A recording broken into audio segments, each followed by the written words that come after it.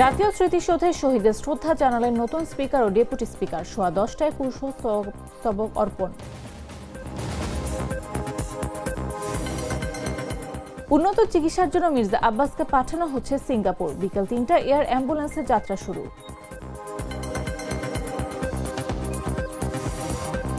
ঈদে দৌলতদিয়া ঘাটে নির্বিঘ্ন পারাপার, চলবে ছোট বড় 16 ফেরি ও 20 লঞ্চ।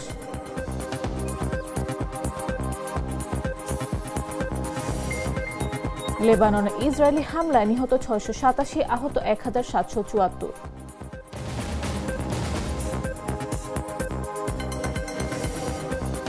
এবং ইরান ইসরায়েল সংঘর্ষে বিশ্বকাপ অংশ অনিশ্চিত, ইরানকে বিশ্বকাপ না খেলার পরামর্শ ট্রাম্পের।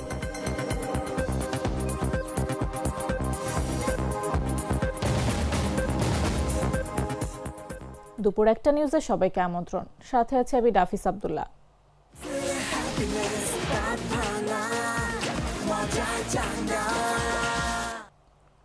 জাতীয় স্মৃতিসৌধে ফুল দিয়ে বীর শহীদদের শ্রদ্ধা জানিয়েছেন সংসদের নবনির্বাচিত স্পিকার মেজর হাফিজ উদ্দিন আহমদ ও deputy speaker barrister Kaisar Kamal. শুক্রবার সকাল সোয়া 10টার দিকে ঢাকার সাভারের স্মৃতিসৌধে পুষ্পস্তবক অর্পণ করেন তারা।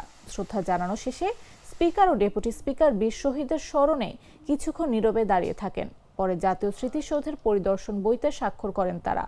এর আগে বৃহস্পতিবার বেলা 11টার দিকে রাষ্ট্রপতি মোহাম্মদ শাহাবুদ্দিনের আহ্বানে সংসদের কার্যক্রম শুরু হয়। সংসদের উদ্বোধনী অধিবেশনে দায়িত্ব পাওয়ার পরপরই তাদের শপথ পড়ান রাষ্ট্রপতি মোহাম্মদ শাহাবুদ্দিন।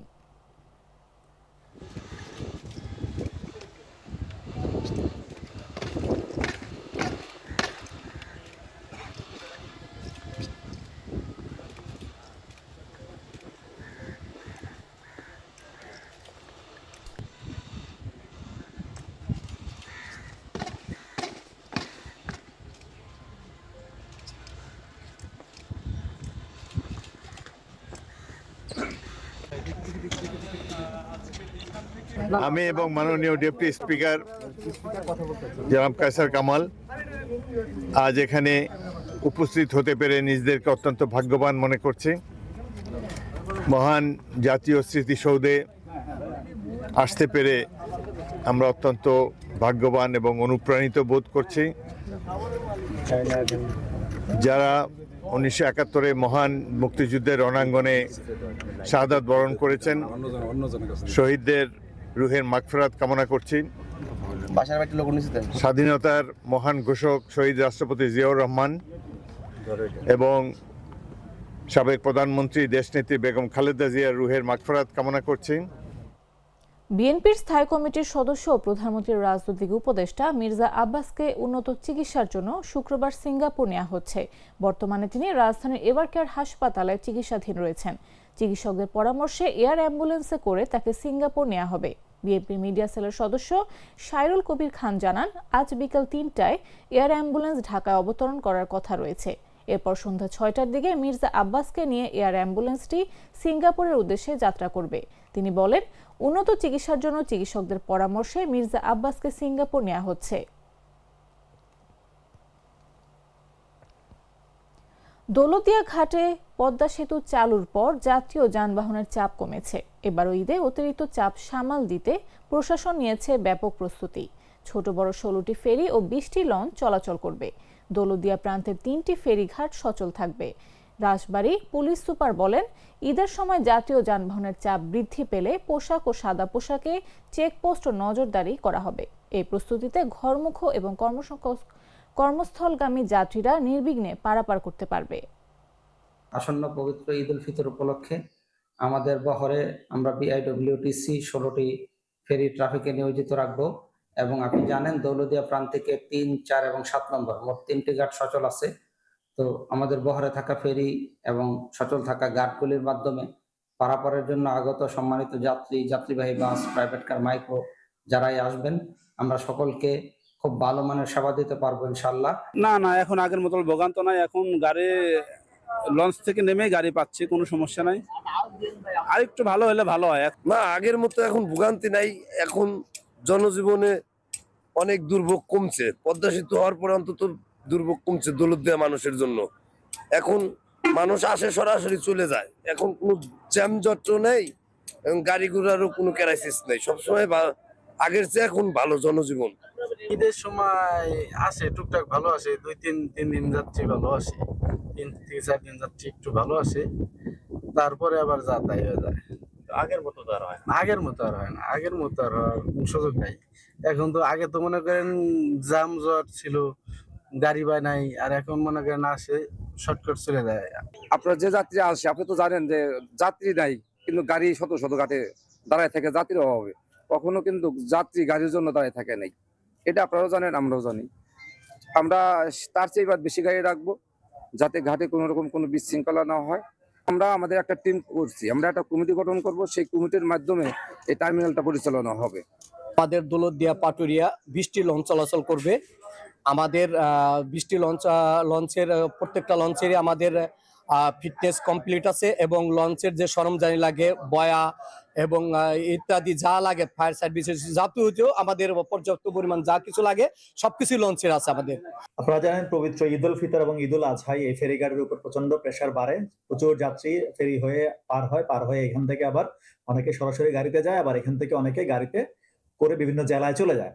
তো সেই ক্ষেত্রে আমাদের 24/7 একেবারে যেহেতু প্রচুর যাত্রী চাপ থাকবে, আমাদের এখানে ফিক্সড পেট্রোল থাকবে, আমাদের মোবাইল পেট্রোল থাকবে, আমাদের গুরুত্বপূর্ণ জায়গাগুলোতে আমাদের চেকপোস্ট থাকবে, যাতে খারাপ লোকজন ছিনতাই বা অন্যান্য কোনো কাজকর্ম করতে না পারে। মোরওভার এটার বাইরে আমাদের ট্রাফিক অ্যারেঞ্জমেন্ট একটা বড় বিষয়, কারণ এই সময়ে আমরা হিসাব করে দেখেছি অন্যান্য বছরের যে পরিসংখ্যান, এই সময়ে আমাদের প্রচুর গাড়ি বেড়ে যায় স্বাভাবিক সময়ের তুলনায়।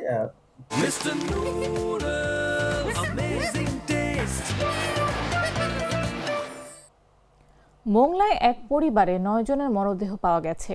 পৌর শহরের সাত্তার লেনের বাড়িতে চলছে শোকের মাতম।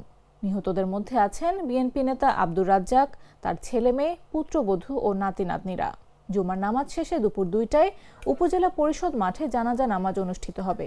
এরপর দাফন হবে পৌর কবরস্থানে। গভীর রাতে খুলনা ও বাগেরহাট থেকে মরদেহগুলো মোংলায় পৌঁছে। পরিবার তাদের ময়না তদন্ত ছাড়াই হাসপাতাল থেকে মরদেহ গ্রহণ করেছেন। নিহতরা হলেন বর আহাদুর রহমান সাব্বির, তার বাবা আব্দুর রাজ্জাক, বরের ভাই আব্দুল্লাহ সানি, বোন উম্মে সুমাইয়া ঐশী, তার ছেলে সামিউল ইসলাম ফাহিম, বড় ভাই আশরাফুল আলম, জনের স্ত্রী ফারহানা সিদ্দিকা পুতুল ও তাদের সন্তানরা। এছাড়া কনে মার্জিয়া আক্তার, তার বোন লামিয়া, দাদি রাশিদা বেগম ও নানি আনোয়ারা বেগম এবং মাইক্রোবাস চালক নাইমও অন্তর্ভুক্ত। উপজেলা বিএনপির যুগ্ম আহ্বায়ক বাবুল হোসেন রনি বলেন, এটি একটি বড় ট্র্যাজেডি যা মেনে নেওয়া সম্ভব নয়। নিহত রাজ্জাকের ছোট ভাই সাজ্জাদ সর্দার জানান, পরিবারের 12 জনের মধ্যে 9 জন মারা গেছেন, বাকি 2 জন চিকিৎসাধীন ও বাড়িতে রয়েছেন।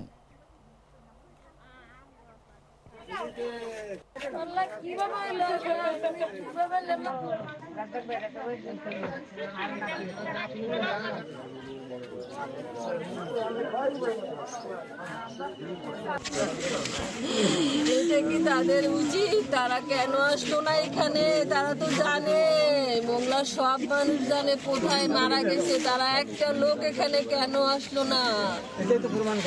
তারা অপরাধী, তারা বড় অপরাধী। তারা কেন একটা লোক এখানে এসে আমাদের সান্ত্বনা দিল না? কেন আসলো না? তারা অপরাধী না হলে অবশ্যই আসতো, অবশ্যই তারা এখানে আসতো অপরাধী না হলে। তারা অপরাধী, সরকারি লোক, তারা অপরাধী, তারা বড় অপরাধী। বিষয় বলার মতো তো কিছু নাই, চোখে পানি ধরে রাখা যায় না। এত বড় দুর্ঘটনা মোংলার জীবনে কোনোদিন হয় নাই। আমরা বিএনপির পরিবার, আমরা থানা পৌর সবাই আমরা শোকাহত। আমরা পার্টির প্রধানমন্ত্রী উনিও শোক জানাইছে, আমাদের মন্ত্রী আমাদের এমপি সাহেব উনিও, ফরিদুল ইসলাম উনিও শোক জানাইছেন। গ্লিটারের টুইন লেমন ও অ্যান্টিব্যাকটেরিয়াল ফর্মুলা বাসনকে চকচকে জীবাণুমুক্ত করে আমাদের দেয় গ্লিটার গ্যারান্টি। জানাবো আন্তর্জাতিক সংবাদ।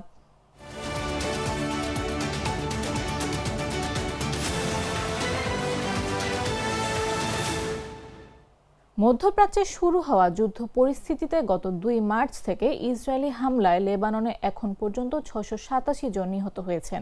নিহতদের মধ্যে 98 জন শিশু রয়েছে। বৃহস্পতিবার প্রকাশিত এক বিবৃতিতে লেবাননের স্বাস্থ্য মন্ত্রণালয় এসব তথ্য জানিয়েছে। লেবাননের স্বাস্থ্য মন্ত্রণালয়ের তথ্য মতে নিহতদের মধ্যে আরও রয়েছেন 62 জন নারী ও 18 জন প্যারাডেমিক। একই সময় আহতদের সংখ্যা বেড়ে দাঁড়িয়েছে 1774 জনে। আহতদের মধ্যে 304 জন শিশু, 328 জন নারী এবং 45 জন প্যারাডেমিক রয়েছেন বলেও বিবৃতিতে উল্লেখ করা হয়। গত 2 মার্চ লেবাননের স্বাধীনতাকামী সশস্ত্র গোষ্ঠী হিজবুল্লাহ ইসরায়েলের বিরুদ্ধে হামলা শুরু করে।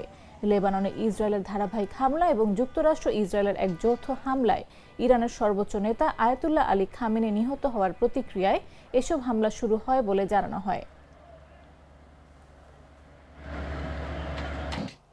ইরানের বিভিন্ন এলাকায় রাতভর বোমা বর্ষণ অব্যাহত রয়েছে। এ সময় রাজধানী তেহরানে আকাশ প্রতিরক্ষা ব্যবস্থা সক্রিয় থাকতে দেখা গেছে। স্থানীয় সূত্রের তথ্য অনুযায়ী কয়েক মিনিট আগেও বিস্ফোরণের শব্দ শোনা গেছে, যা তেহরানের পশ্চিমাঞ্চলে ঘটেছে বলে ধারণা করা হচ্ছে। একই সঙ্গে শহরের পূর্ব দিকে আকাশ প্রতিরক্ষা ব্যবস্থা সক্রিয় হওয়ার লক্ষণও দেখা গেছে। রাজধানীর বাইরে দেশের আরও কয়েকটি এলাকায়ও হামলার লক্ষ্যবস্তু হয়েছে। এর মধ্যে দক্ষিণ পশ্চিমের আহভাজ, কেন্দ্রীয় শহর আরাক এবং তেহরানের দক্ষিণে অবস্থিত কাশান উল্লেখযোগ্য। এছাড়া তেহরানের দক্ষিণাঞ্চলের কয়েকটি উপশহরেও হামলার খবর পাওয়া গেছে। ফলে রাজধানী ও আশেপাশের এলাকায় রাত জুড়ে একাধিক লক্ষ্যবস্তুতে হামলার ঘটনা ঘটেছে বলে জানা গেছে। গত কয়েকদিনে দেশ জুড়ে সামরিক ও বেসামরিক উভয় ধরনের স্থাপনায় হামলার লক্ষ্য হয়েছে, যা স্থানীয়দের মধ্যে উদ্বেগ তৈরি করেছে। এর আগেও তেহরানের নিরাপত্তা চৌকিতে ড্রোন হামলার ঘটনা ঘটেছে, যা সাধারণ মানুষের মধ্যে আতঙ্ক আরও বাড়িয়ে দিয়েছে।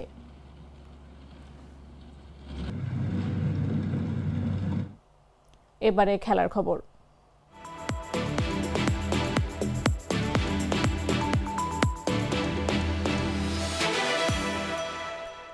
ইরান ইসরায়েল যুদ্ধের পরিস্থিতিতে থমকে রয়েছে বিশ্ব।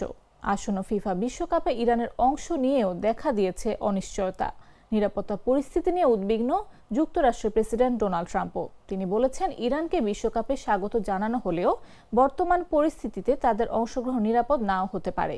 সামাজিক যোগাযোগ মাধ্যমে এক বার্তায় ডোনাল্ড ট্রাম্প বলেন, ইরান জাতীয় ফুটবল দল বিশ্বকাপে অংশ নিতে অবশ্যই স্বাগত, কিন্তু বর্তমান পরিস্থিতি বিবেচনায় আমি মনে করি না যে সেখানে তাদের উপস্থিতি তাদের নিজেদের জীবন ও নিরাপত্তার জন্য উপযুক্ত হবে। আসন্ন 11 জুন থেকে শুরু হতে যাচ্ছে 226 ফুটবল বিশ্বকাপের আসর। ইতোমধ্যে প্রায় সকল প্রস্তুতি সেরে নিয়েছে আয়োজক 3 দেশ, যুক্তরাষ্ট্র, কানাডা ও মেক্সিকো। এই আসরে জি গ্রুপে ইরানের প্রতিপক্ষ নিউজিল্যান্ড, বেলজিয়াম ও মিশর। সূচি অনুযায়ী লস অ্যাঞ্জেলেস ও সিয়াটেলে হওয়ার কথা ইরানের ম্যাচগুলো। সংবাদ শেষ করার আগে শিরোনামগুলো জানিয়ে দিচ্ছি আরও একবার।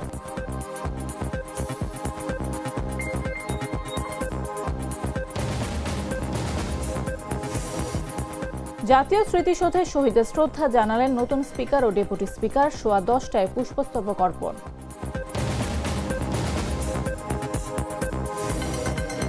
উন্নত চিকিৎসার জন্য মির্জা আব্বাসকে পাঠানো হচ্ছে সিঙ্গাপুর। বিকেল 3টায় এয়ার অ্যাম্বুলেন্সে যাত্রা শুরু।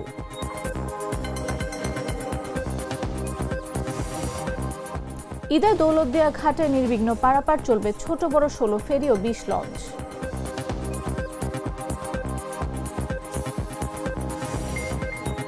লেবাননে ইসরায়েলি হামলায় নিহত 687, আহত 1774।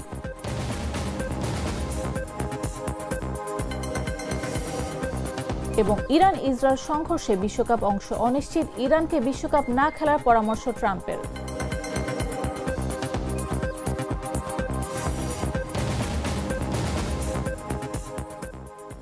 দর্শক, এই ছিল এখনকার মতো। প্রতি মুহূর্তে সর্বশেষ খবর পেতে ভিজিট করুন jagonews24.com, ফলো করুন আমাদের ভেরিফাইড ফেসবুক পেজ এবং সাবস্ক্রাইব করুন জাগো নিউজের ইউটিউব চ্যানেল। এতক্ষণ সাথে থাকার জন্য ধন্যবাদ সবাইকে।